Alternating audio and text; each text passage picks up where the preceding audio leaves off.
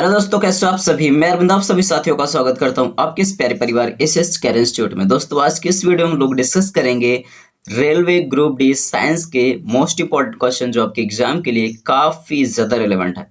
तो दोस्तों, हम बात करेंगे आज जो हमने क्वेश्चन लिए हैं उनके हम डिटेल एक्सप्लेनेशन भी करेंगे और इसमें नेक्स्ट जो क्वेश्चन है तो ऐसे ही सीरीज आपके लिए प्रॉपरली चलाते रहेंगे। तो चलिए क्लास को कंटिन्यू करते हैं। तो चलिए देखते हैं, सबसे पहला जो क्वेश्चन वो ये है कि मनुष्य एवं स्तनधारी के मुख्य उत्सर्जी अंग होता है।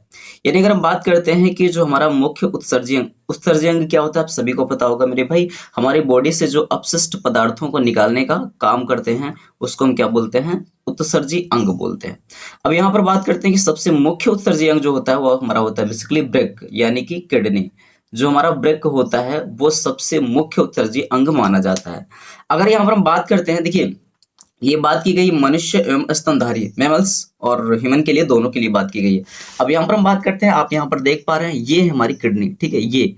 ये सेम के यानी सेम के बीज के आकार की तरह होती है, ऐसा समझना है आपके। मतलब जो किडनी होती है वो सेम के आकार की होती है। अब यहाँ पर समझना है आपको किडनी का जो काम होता है बेसिकली। अगर हम बात करें तो किडनी जो होती है, अब मैंने इसका आकार बता दिया कि सेम के आकार की होती है और ये क्या करती है, रक्त को छानने का काम करती है, ठीक है। रक्त को क्या करती है, छानने का काम करती है, रक्त को छानने का काम करती है और अपशिष्ट पदार्थों को मूत्र के रूप में बाहर निकालने का काम करती है, ठीक है। यानी यहाँ से हमारी ये क्या लगी होती है, ये मूत्र वाहिनी लगी होती है और ये मूत्राशय में आकर के मूत्र इकट्ठा हो जाता है और यहीं से क्या होता है, मूत्र निकल जाता है और यहीं से हमारा पूरा यूरिन जो होता है क्या होता है, हमारा फिल्टर होता है। और आप ठीक है, चलिए अब बात करते हैं यहाँ पर कि एक क्वेश्चन आपसे पूछा जाता है, किडनी जो होती है कौन सा हार्मोन रिलीज करती है। तो किडनी जो होती है, आप यहाँ पर देखें, किडनी जो होती है वो रेनिन, ठीक है। किडनी जो होती है रेनिन हार्मोन को पैदा करती है जो रक्तचाप को नियंत्रित करने में मदद करती है। यानी कहने का मतलब जो किडनी होती है, किडनी ध्यान सुनिएगा, जो किडनी है वो रेनिन हार्मोन रिलीज करती है जो कि ब्लड प्रेशर यानी रक्तचाप को, ठीक है, रक्तचाप को नियंत्रित करने का काम करती है।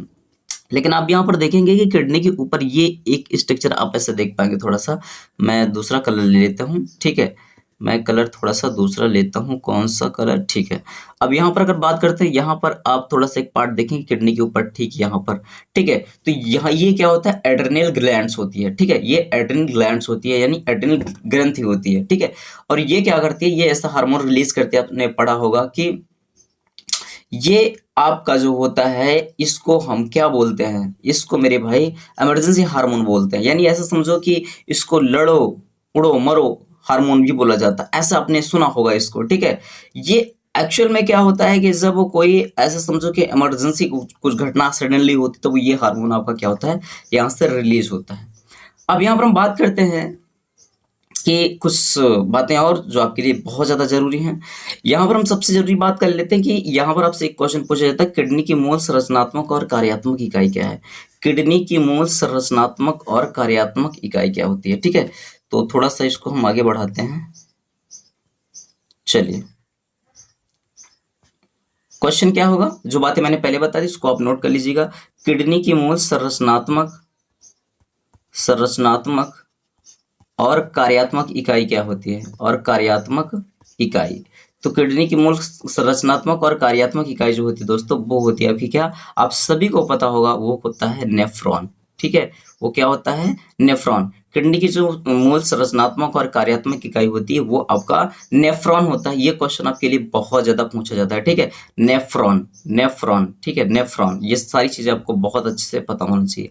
चलिए अगर हम बात करते हैं किडनी का वजन कितना होता है, तो दोस्तों किडनी का जो वजन होता है, एक किडनी का वजन जो होता है लगभग 150 ग्राम होता है।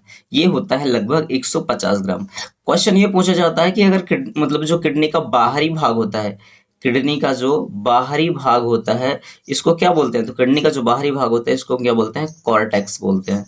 किडनी के बाहरी भाग को क्या बोला जाता है दोस्तों, कॉर्टेक्स बोला जाता है। लेकिन किडनी के भीतरी भाग को क्या कहा जाता है, ठीक है। तो किडनी के भीतरी भागों को क्या कहा जाता है दोस्तों, तो किडनी का भीतरी भाग जो होता है हमारा होता है मेडुला। किडनी का जो भीतरी भाग होता है वो हमारा मेडुला कहलाता है। आई होप दोस्तों ये बातें आपको प्रॉपरली समझ में आ गई होंगी। चलिए आगे बढ़ते हैं, अगले क्वेश्चन की तरफ मूव करते हैं। अगला जो क्वेश्चन दोस्तों वो कह रहा है कि मूत्र का रंग पीला होता है। कलर करता हूँ थोड़ा सा चेंज, ठीक है। कह रहा है मूत्र का रंग पीला होता है, तो मूत्र का रंग दोस्तों किसके कारण पीला होता है? यूरोक्रोम के कारण पीला होता है। मूत्र का रंग यूरोक्रोम के कारण क्या होता है? पीला होता है। और अगर आपसे ये पूछा भैया यूरोक्रोम है क्या, तो ये क्या है? आपका एक पिगमेंट है, यानी कि एक वर्णक है। ठीक है, यूरोक्रोम आपका एक वर्णक है, मतलब और बात की जाए कि यह एक विघटन उत्पाद है। ठीक है, विघटन उत्पाद है। अब आप पूछेंगे कि विघटन उत्पाद क्या होता है?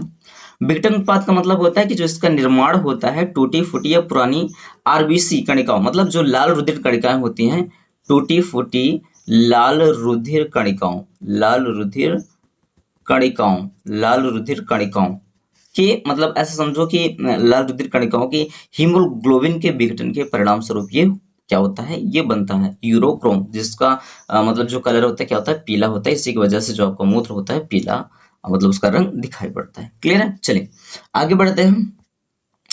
अगला क्वेश्चन, यहाँ पर हम बात करते हैं मानव मस्तिष्क का सबसे विकसित भाग कौन सा होता है? यानी जो ह्यूमन ब्रेन होता है उसका सबसे डेवलप पार्ट कौन सा होता है? तो दोस्तों वो होता है आपका सेरिब्रम। ठीक है, सेरिब्रम, जिसको हम लोग क्या बोलते हैं? प्रमस्तिष्क भी बोलते हैं। ठीक है, इसको हम लोग प्रमस्तिष्क भी बोलते हैं, प्रमस्तिष्क। ठीक है, सेरिब्रम मतलब क्या होता है? प्रमस्तिष्क। बात करते हैं कि ये सबसे बड़ा भाग होता है, ये ब्रेन का सबसे बड़ा भाग होता है। अगर आपसे ये पूछा जाए सबसे विकसित या सबसे बड़ा भाग, तो क्या होता है? आपका प्रमस्तिष्क ही होता है। और बात करते हैं मस्तिष्क का सबसे बड़ा भाग तो होता ही है, साथ ही साथ ये बाहरी भाग है जो मस्तिष्क के लगभग 80% भाग को बनाता है। और इसका जो कार्य होता है, ठीक है, बेसिकली जब इसके कार्य की बात करते हैं तो इसका कार्य जो होता है वो होता है आपका सोचना, ठीक है, सीखना, सोचना, सीखना, याद करना, ठीक है, याद करना और डिसीजन लेना। ठीक है, यानी कि निर्णय लेना इसका कार्य होता है। क्लियर है? ये बातें आपको समझ में। देखिए ये है आपका सेरिब्रम, ये देखिए ये आपका देख रहे हैं सेरिब्रम, और ये आपका क्या है? ये आपका है सेरिबेलम, और ये आपका क्या है? मेडुला। ठीक है, अब यहाँ पर आगे कुछ इंपॉर्टेंट फैक्ट्स की और चर्चा कर लेते हैं हम। यहाँ पर जैसे हम बात करेंगे और बातें आपको हम बताते हैं कि यहाँ पर जैसे हम बात करें मस्तिष्क की, ठीक है दोस्तों, अगर यहाँ पर हम बात करते हैं मस्तिष्क की, तो आप इस बात को देख पाएंगे कि मस्तिष्क के जो पार्ट होते हैं वो कितने होते हैं? 3 होते हैं, मतलब मस्तिष्क। एक होता है आपका अग्र मस्तिष्क, ठीक है, एक हो जाएगा आपका अग्र मस्तिष्क जिसको हम फोर ब्रेन बोलते हैं। दूसरा हो जाएगा हमारा मध्य मस्तिष्क, दूसरा हो जाएगा हमारा मध्य मस्तिष्क, और तीसरा हो जाएगा हमारा पश्च मस्तिष्क, तीसरा हमारा हो जाएगा पश्च मस्तिष्क। अब यहाँ पर हम बात करते हैं दोस्तों, जो हमारा अग्र मस्तिष्क होता है, अग्र मस्तिष्क की अगर हम बात करते हैं तो ये हमारा जो होता है ये 2 पार्ट में डिवाइड होता है। एक तो हो जाएगा हमारा प्रमस्तिष्क, ठीक है, जिसको हम सेरिब्रम बोलते हैं। एक हो जाएगा हमारा क्या? प्रमस्तिष्क, प्रमस्तिष्क हो जाएगा जिसको हम लोग सेरिब्रम बोलते हैं। और एक हो जाएगा हमारा डाई एनसेफ्लॉन। ठीक है, क्या होता है? डाई एनसेफ्लॉन, डाई एनसेफ्लॉन होता है, डाई एनसेफ्लॉन होता है। अब यहाँ पर हम बात करते हैं जो मध्य मस्तिष्क का काम होता है। अगर मध्य मस्तिष्क की बात करते हैं तो इसका ये दृष्टि और श्रवण के काम होता है। ठीक है, ये दृष्टि और श्रवण के काम आता है, दृष्टि और श्रवण के काम आता है। अब बात करते हैं जो हमारा पश्च मस्तिष्क होता है, तो अगर हम बात करें यहाँ पर पश्च मस्तिष्क की, तो दोस्तों इस बात को आप ध्यान देंगे कि इसके अगर हम पार्ट की बात करते हैं तो पश्च मस्तिष्क अगर जो होता है हमारा थोड़ा सा ना, चलिए यहाँ पर इसको हम लिखते हैं। तो एक होता है हमारा अनुमस्तिष्क, पश्च मस्तिष्क जो पार्ट होता है, एक होता है हमारा अनुमस्तिष्क, अनुमस्तिष्क हो जाएगा, और एक हो जाएगा हमारा पोन्स। ठीक है, एक क्या हो जाएगा? हमारा पोन्स हो जाएगा, और एक हो जाएगा हमारा मेडुला ऑब्लोंगेटा। ठीक है, एक क्या हो जाएगा हमारा?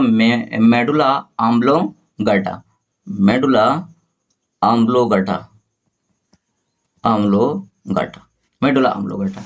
अब यहाँ पर इनके हम कार्य की बात कर लेते हैं। तो दोस्तों इस बात को ध्यान दीजिएगा, जैसे हम बात करते हैं अनुमस्तिष्क की, तो अनुमस्तिष्क का जो कार्य होता है वो होता है या शरीर के संतुलन और समन्वय में मदद करता है। ठीक है, बात करते हैं ये संतुलन, शरीर के संतुलन और समन्वय में क्या करता है? समन्वय में क्या करता है? मदद करता है। अब बात करते हैं पोन्स की, तो पोन्स का कार्य क्या होता है दोस्तों? तो श्वसन और नींद में इसका, ठीक है, ये हेल्प करता है। श्वसन और किसमें? नींद में। श्वसन और नींद में क्या करता है? ये हेल्प करता है। बात करते हैं मेडुला ऑब्लोंगेटा के का क्या काम होता है, तो दोस्तों इसका जो काम होता है अगर यहाँ पर हम बात करें तो ये क्या करता है? हृदय गति में, ठीक है, ये आपका हृदय गति में हेल्प करता है, श्वसन में, ठीक है, श्वसन में, और बीपी यानी रक्तचाप में, ठीक है, रक्तचाप में मदद करता है, और उसके बाद कार्यों को नियंत्रित करते हैं। बाकी जो मतलब ये सब जो कार्य होते हैं इन्हीं को मतलब हृदय गति, श्वसन, रक्तचाप, इन सब कार्यों को क्या करता है, ये कंट्रोल करने का काम करता है। चलिए आगे बढ़ते हैं। अब यहाँ पर हम बात करते हैं दोस्तों, चलिए आगे बढ़ते हैं। अब यहाँ पर हम बात करें, जैसे अगला जो क्वेश्चन है, अगला क्वेश्चन आपका है, वो पूछा है कि तंत्रिका ऊतक की इकाई होती है, या तंत्रिका तंत्र की इकाई होती है। दोस्तों तंत्रिका तंत्र की जो इकाई होती है वो क्या होती है आपका, वो आपकी होती है न्यूरॉन, ठीक है, ये आपकी क्या होती है, न्यूरॉन होती है। ये आप सभी को बहुत अच्छे से पता होगा मेरे भाई, ठीक है। चलिए अब यहाँ पर हम आगे बढ़ते हैं। अब यहाँ पर हम आगे बढ़ते हैं, अगला जो क्वेश्चन है, मांसपेशी एवं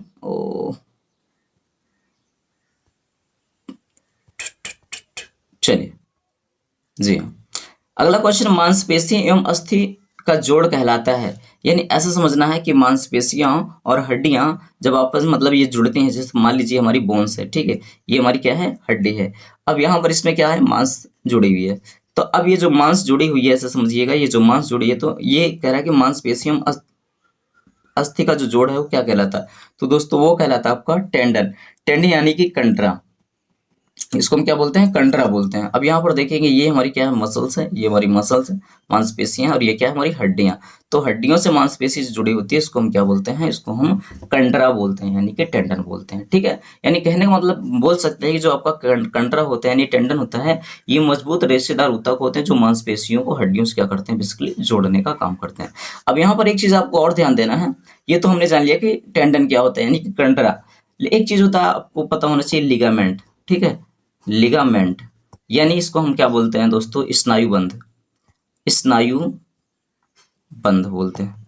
अगर हम बात करते हैं स्नायु बंध बोल लो, स्नायु बंधन बोल लो, तो ये क्या होता है कि ये संयोजी ऊतक होते हैं जो हड्डियों को हड्डियों से जोड़ते हैं।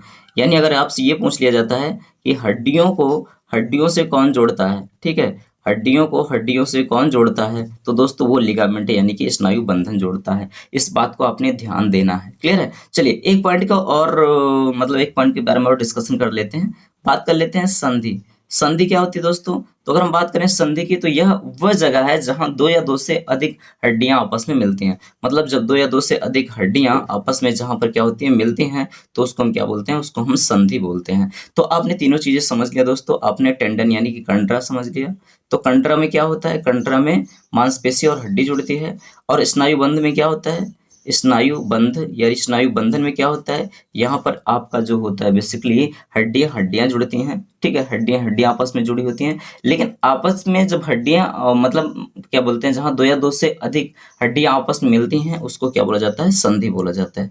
क्लियर है। चलिए बढ़ते हैं अगले क्वेश्चन की तरफ। अगला जो क्वेश्चन दोस्तों ये है कि दुग्ध प्रोटीन को पचाने वाला एंजाइम, तो दुग्ध प्रोटीन को पचाने वाला जो एंजाइम होता है बेसिकली वो आपका क्या होता है, दुग्ध प्रोटीन को पचाने वाला जो एंजाइम होता है वो आपका होता है रेनिन, ठीक है।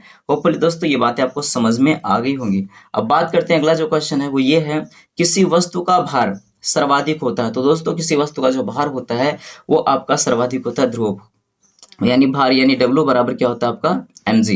यानी कहने का मतलब क्या है, किसी वस्तु का जो द्रव्यमान है और उसको गुरुत्वीय त्वरण जितना ज्यादा लग रहा होगा उसको वस्तु का भार उतना ही ज्यादा होगा। अब यहाँ पर हम बात करते हैं किसी वस्तु का भार सर्वाधिक होता है ध्रुव पर, क्यों होता है, क्योंकि आप सभी को पता है पृथ्वी जो हमारी वो कैसी है, वो दोस्तों पृथ्वी हमारी अंडाकार है, आप सभी को पता है। अब जैसे यहाँ पर ये पृथ्वी का क्या हो जाएगा, केंद्र हो जाएगा, और ये वाला जो पार्ट हो जाएगा हमारा क्या हो जाएगा, ये पोल हो जाएगा यानी कि ध्रुव हो जाएगा, और ये क्या हो जाएगा, हमारी विषुवत रेखा हो जाएगी। अब यहाँ पर हम बात करते हैं कि जो ध्रुव है, तो विषुवत रेखा की जो दूरी वो दूरी होती है बेसिकली वो ध्रुव से क्या होती है अधिक होती है।